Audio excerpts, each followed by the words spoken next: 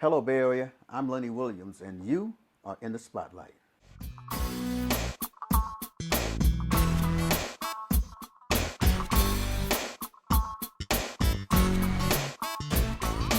This is your host, Bilal M., with this special edition of Spotlight on the Bay. We're here in Fairfield, California, at the home of one of the biggest stars in the industry, in the music industry. You'll know it by once you see his face. He's been all over the world with what he has done. He's been all over the airways with his music. Please allow me to spotlight the one and only Bay Area recording artist, Mr. Lenny Williams. Lenny, thank you so much. Hey, it's my pleasure, yes. Oh man, it's good to see you. You look great. And I'm just thrilled to be with you because not only are we friends, but I've been a fan ever since before I met you. So I feel it necessary with the tenure that you've had in the industry to spotlight a legend, a legendary icon who's here, lives here in the Bay Area, and that be you, Mr. Lenny Williams. It's time. Thank you. I appreciate it. Yes. You're most welcome. We want the Bay Area and the rest of the world to know exactly who Lenny Williams is. So we're going to dig right in and start it. So Lenny Williams, or I should say Leonard Charles Williams. Yes. I read that. Yes. That's me. Yeah, right. Yeah. And that you were from Little Rock, Arkansas. Little Rock, Arkansas. Originally. Yes. And then, so when did you move to Oakland? I moved to Oakland, I guess, when I was about 14 months old. Yeah. Okay, so you right. He had no idea. Right, I had no idea. I had no say in the matter. Right. Right. My grandmother, my mom and dad had preceded me coming out, and they brought my brother and my sister. Okay. And then I stayed back in Arkansas with my grandmother. Okay. And then she brought me out on the train. That was the mode of travel back then. That was the mode of travel, yes, sir. The train or the bus. That's right. The Greyhound, yeah, right. That's right. Yeah, right. Or the Continental bus. That's right. Yeah, that's right. So now, once you came out here to Oakland, when was it that you connected with music? Well, we moved to Oakland, and we lived in West Oakland. And well, first we lived in Russell City, out there, by Hayward. There's a country area out there. And then we moved to Oakland, and then moved right there on 7th and Center, where the BART is right now. And so they had a little church called Star Bethel Missionary Baptist Church. So by West Oakland? Yes, right, in West Oakland. So we stayed right behind, Mr. Patterson had a house and a junkyard right behind the church, and we stayed there. He had a little house in the back, and we stayed there. Right. And so the church was there, so I'm getting music right there. Right. Then right down the street from the church, KWBR, which eventually turned into KDIA, they had the radio station right there, and they had a big window, plate glass window. You could walk down and see the jocks, doing their thing. I remember right that. Right. Oh, and then right across the street from that, from the church, they had the boxing gym. So my three loves growing up was boxing, the church, and music. And it was right there. With all, just right there, I could just touch everything. Wow. Yeah.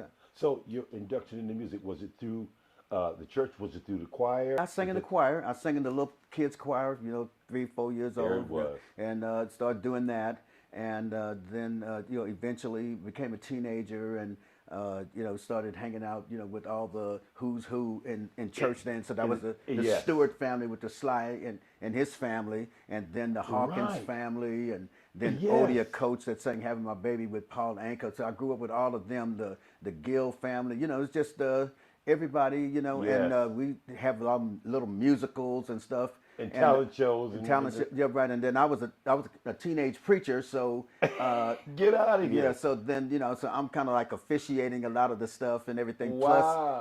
Plus, I'd sing a little bit. Then we started fellowshipping with the churches down south, which was Andre Crouch and his sister Sandra, right. And then I read that. And then Billy Preston, and so this is the kind of people that I grew up with, and but that was big for you back then. It was big for me, and I was always, I never really considered myself a soloist, but I considered myself more of a preacher, but I was a preacher that could sing. Hello, Bay Area. Join our Spotlight family so you can be in the know of what's going on in the Bay Area.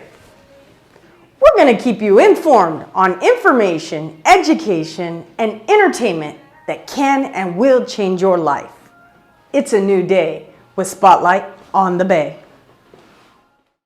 left the church during the '60s because of I wanted to be more involved in Right. the civil rights movement and everything like that. Wow, Because I so went you to were an activist. Really? I didn't know that. yeah, I went to school with Huey Newton and Bobby Seale. Yeah, right. Yeah, I went to That's right. Merritt College with them, and so I wanted to be more active. And so I was going to a sanctified church, Yes. a Church of God in Christ. And then all of a sudden, I started thinking about the fact that the Ku Klux Klan and was a the lot. White Citizen Council, they said that they were serving Jesus, and Right. so I was like, well, maybe this I'm looking at the white man's religion and things Right. like that. So I was confused. So I just kind of let that go. But I still always felt that God had given me a gift, Right. to preach and to sing. So I said, well, I'm not gonna do any preaching now, but I can definitely, Touch people with music. and- yeah, I don't want to lose my talent, So Got it. then I just kept on singing and started singing secular music.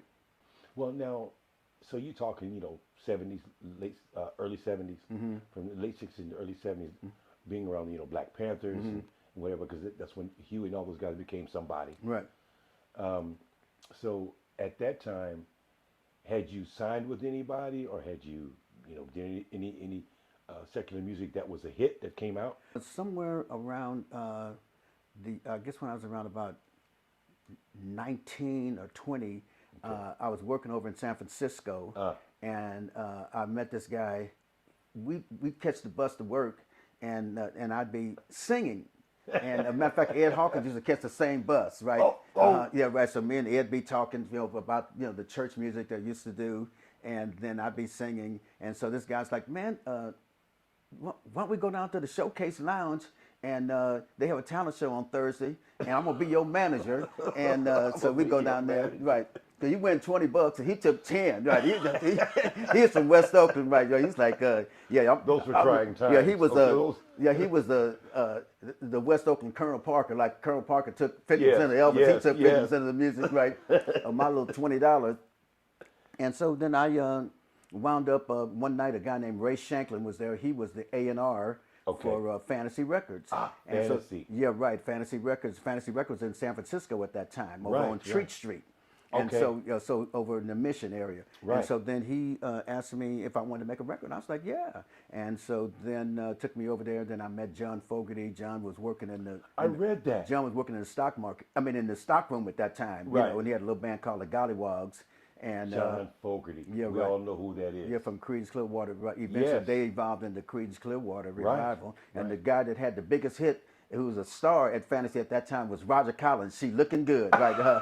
Yeah, and so God. we'd be in the studio, and Roger come. Everybody got to get out. And Roger drive up in the big Lincoln Continental. That was and, him. yeah, right, and doing his thing. And so, but that's how I first got signed Was with Fantasy. with Fantasy. Saul Zantz, right? Yeah. Amazing, amazing. Okay, so from Fantasy Records, I also read in your discography that Motown was involved with some. You got some stuff done with Motown, Right. And then there was MCA, Atlantic and Records. then ABC, right? Yeah. And so, how did that all fare when you got to pass all three of them? What place were you in, in yourself mentally about moving forward? Well, I went to Fantasy, and I'd never had a big hit at Fantasy. I put out a couple records, and so I asked Saul one day to would he let me go out of my contract? And he was like, well, do you have something else? And I was like, no, but I feel like if I'm unencumbered, if I don't have any ties to anything, maybe something the would best time to go ahead and yeah, separate. something would come my way, right? Right. And so then Sly and them were just hit, they were big, right? They That's were right. huge, right? And so, but Sly had moved, and there was really nowhere to get to Sly. Right. He living in Hollywood. He's the biggest thing, since ice cream. And so the only person that was really left in the Bay Area was Larry Graham. Larry Graham. And I said to I read myself, that. if I could meet that guy, he is going to be my key to success, right? Right. And so, but I didn't know him. But Larry would go to parties and stuff like that. And it seemed like every time I would go somewhere, people say, oh, Larry Graham was here. And I said, oh, man, I miss that dude. And so finally one day I'm riding down the street. It's hot in the summertime. And Right. who do I see but Larry Graham in the middle of the street with his hood up, his car done stopped. And I had a 62 Jaguar, which I still have. Wow. And I had every tool known to man, because that car was known to stop on me, For everybody. 3 or 4 times a day, right? And so I stopped and I helped Larry get his car started. And I told him, my name's Lenny Williams and I sing and all of that. And he's like, well, come up to the house and we have a jam session. Came up to his house and I brought a bottle of wine. And he's like, man, people come over here all the time and nobody never brings nothing. He said, you the first one, right? So that home training. Manners. Right? Yeah, right, Home training. Home training got me in with him and we became like best friends. And then he just invited me up. And so then I met a lady one night. Everybody knew that he was getting ready to leave Sly, and the group was breaking up. So people from Hollywood were coming up to try to sign him. So they came up, and he just introduced me and let me sing for him, because he was helping me too. Right. And then I met the lady Sandy Newman. She was a young girl then. Okay. And a few years older than me, and I was in my 20s. And so she told me about publishing. She said, you sound good, you write? I'm like, yeah. She taught me about publishing, showed me how to get my publishing done and everything. Getting in there. Right. So I got my publishing and stuff, and then she hooked me up with Atlantic Records, and I went down and did a record for them. That record didn't happen either, right? So then it's like, oh man, shoot, was it one record? I did one record, right? We were working on the album, so I did about 3 or 4 songs, and it didn't happen.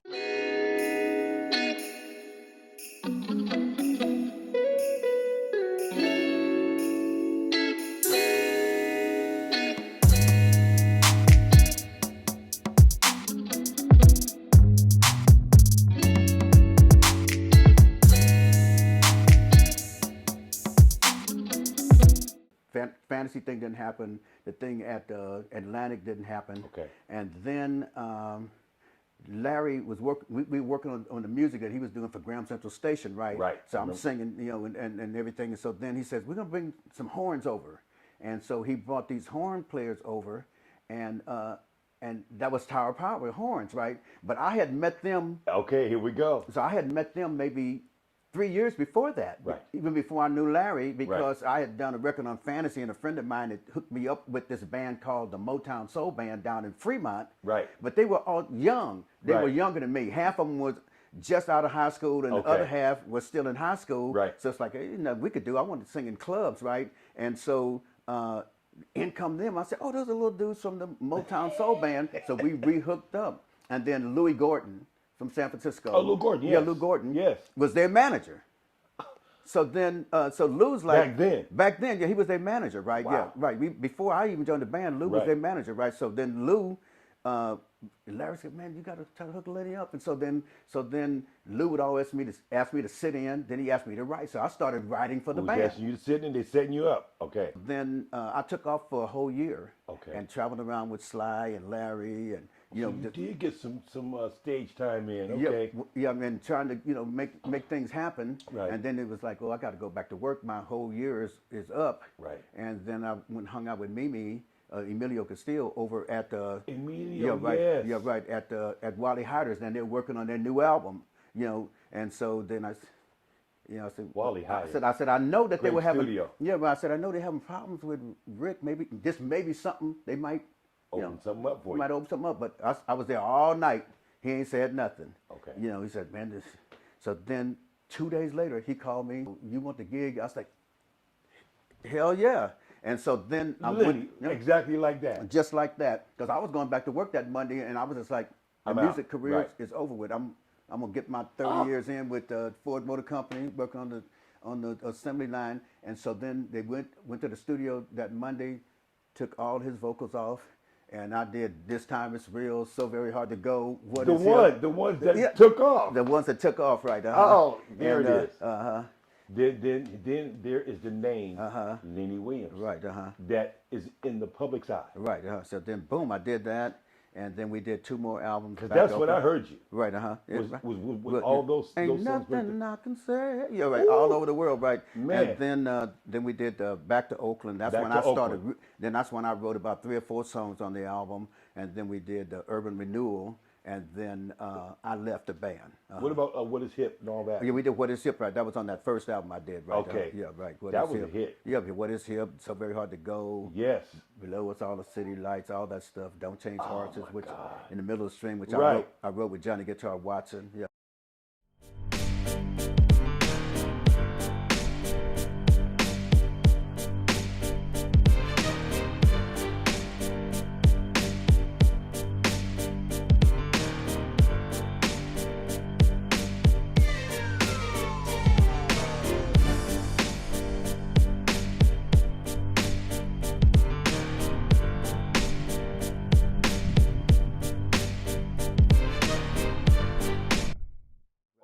got one question. Yes. That I want to interrupt you with. The song with Larry Graham. Right, huh? Did you write that song? 1 in a million? Yes. No, I didn't. No. Okay. Yeah, right. Because I was reading it and I said, wait a minute. I remember Lenny doing all these other songs. I mean, he never mentioned that. Yeah, no, I sang on about 3 songs. It's funny, Larry did the beginning of the Graham Central Station album Right. himself, and Okay. he did it on a sound recorder. But somehow, the way he did it, he couldn't when he went to dump it on the on the larger 2-inch? on the at the studio, the big studio. Once he got his deal over at Warner Brothers, he couldn't start all over and take my voice off. Wow, was good for me. Right. Good for me. So on the Graham Central Station album, like if you Google Lenny Williams, it'll say Lenny Williams, and it'll say he was in Tower Power, and then they'll say he was in Graham Central Station. But I wasn't in Graham Central Station, but I sang on their first album, on the album because Larry couldn't get my voice I off. wanted to get clarity on that. Yeah, Yes. yeah. Wow. Okay, so it was that one. Another song, which is one of my favorite songs that I want to bring up. Don't Make Me Wait for Love. It was the Duo Tones album. Pressing Glass produced the whole record. Right, huh? So here's Lenny Williams' voice on this song, and it became the hit. It was the #1 hit. Right, yeah. I'm riding down the street. This is 4 cell phones. My beeper go off. He said beeper. My beeper page, it went off, and it was Clay Tobin Richardson. Okay. And he called me and said, hey, Norton Michael Walden wanted to hook you up. He wanted to talk to you. So, Norton's the biggest producer going at that time. So, of course, I wanted to talk to Norton. So I go over. He said, hey, we're doing Aretha Franklin. Clive Davis said he wanted me to throw in this little saxophone player. Right. And I think because, you were with Tower Power and did horns, Exactly. maybe it'd be a good collaboration. So I went over there and did Don't Make Me Wait for Love on the Dual Tones album. The album took off. And, The album with triple platinum, I believe. I think it's about 16 million. Yeah, Yeah. right, like that. So Yeah. 15, 16 million. And so that was a big time. That was a big record. That was a big record. So right after that, you started touring again. And I started seeing appearances, Lenny Williams, Then you start going all over the country, different places. But then there were some other albums that came out after that. How did that weigh with all the things you had done? I was working. I had a job over in San Francisco, and I wasn't doing that much music. And then Steve Harvey did the Kings of Comedy. Yes. And so then everybody's like, well, where is Lenny Williams? What's he doing? Right. Right. And so then I started working. And I started working a little bit. Getting little calls. And getting little calls. And then right after that, then Kanye West and Twister sampled me. Yes. Yeah, right. And so I then was coming to that. Right. They sampled me, and so then all the youngsters and everybody's like, Jay-Z, a bunch of folks. yeah, Jay-Z sampled me. So then next thing you know, the floodgates opened. You know what I mean? And so it's like I had so much work. I just, I'm like, my wife's like, don't answer the phone. You just gone too much. And that's been 20 something years ago. Yeah. 1986, I think it was. Yes. And that's all I'm doing. I'm just work. Well, now, Lenny, you've been performing stadiums. You've been doing stadium dates. Huge for me, because I'm a fan. Right. So when I saw, they said, no, different people call, yeah, man, Lenny Williams was here. I'm like, what? They showed it. Here you are down on the field, singing. Huge. I remember you were singing one song, and all of a sudden, the stadium started singing with you. Yeah, I was doing that with the marching band, marching 101s from the South Carolina State band, right? Huge moment. Battle of the Bands, right? Yes. There, with the black colleges, right? That was big, Lenny. Yeah, it's big, right there. Dun dun, all them horns, dun dun dun. You're gonna launch me into space, right? Oh, yeah, God. yeah. That was a huge moment for you, and it really brought everybody back home to who you really were. And I wanted to go into now with you still performing, traveling around. Are you looking to record any new music or any more original songs with anyone or yourself? Yeah, I'm working right now with Levi Caesar, who was when Prince, Prince's band, played guitar Yes, and bass Levi. for Prince, right? I'm also working with Stephen Russell Hart, Steve Russell. Yeah, right. The principal writer for Troop. Yes. And singer with Troop, and plus, you know, he did stuff with Charlie Wilson. He wrote That's songs right. for Charlie Wilson for Right. Chris Brown, Michael Yes, Jackson. So yes. got a new song with him. We just finished a couple weeks ago, and you know, just writing. You know, any little youngster that tell me, hey, I'm writing songs. I'm like, do you write any R&B? And so I'm doing a Southern Soul right now too. You know, Nice. and you know, it's I don't say it's a Congrats. new genre of music, but it's kind of a mixture of R&B with the Southern sound, a little Zydeco, a little blues, and That's beautiful. I'm hanging out with those youngsters, you know, like King George, Sir Yes, Charles yes. Jones, Pokey Bear, Right. all of them, and I'm having, you know, Tucker, just having a lot of fun doing that. That's and, beautiful. You know, so I've just been barnstorming across the United States. You I've know, been just hearing doing about music. Yeah, right. Yeah, every Which weekend. is why I said, let me call him and get him on the show right now. Yes, Because you was, I had to, this is in between shows. I'm telling you, we were doing this interview right now. I'm just letting you know right now. He just came back in town yesterday, and he's going back out again. So, Lenny, I want to say, on behalf of Spotlight on the Bay and all your fans around the world, we really appreciate and thank you for your service to our world of music and to the communities that you've always given back to. Yeah. Thank you so much for that. Thank you, and Yes. congratulations to you for the show. Oh, And all the yes. things you've done. Thank you. We could take another 2 hours to Another- talk about to you. talk about- Thank you, the thank you, Renaissance thank you. man. You know. Yes, sir. You were one of my definite reaches that I wanted to get out and spotlight. I appreciate you so much. Yeah. Thank you. Lenny, I want to say thank you to Deborah for allowing you to have this spot here because, you know, I know your time gets short. But without further ado, man, please continue to serve us and bless us with more of your wonderful music and your enormous talent and your awesome personality. Thank you so much. Ladies and gentlemen of the Bay Area, and thank you for tuning in. We are all shining stars, but we shine brightest in the spotlight. Looking forward to seeing you soon. Next week, our spotlight will be on iconic Bay Area performing entity, Pride and Joy SF. This is your host, Mr. Watson, with Spotlight on the Bay. Stay tuned for our upcoming new show, Put It on the Table.